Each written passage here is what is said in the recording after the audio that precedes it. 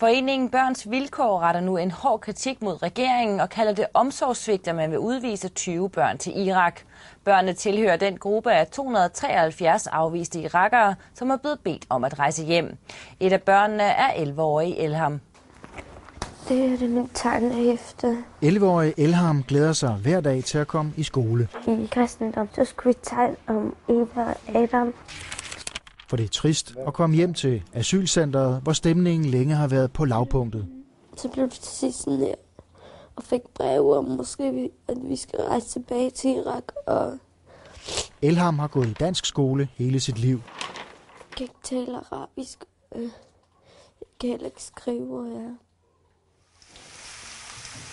Vi møder Elham på asylcenter Avnstrup på Sjælland.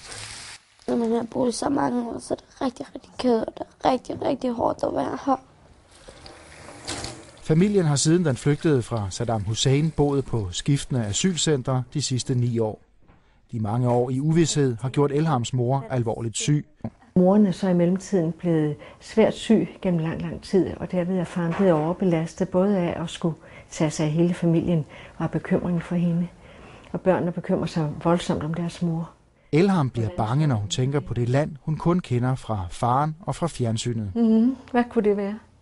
Jeg har ikke set Irak, og jeg ser det kun i tv, og jeg ser, at der sker alt muligt, og børn bliver stjålet, og når mennesker er i bus, og så er der krig og alt muligt, og man bliver helt vildt bange.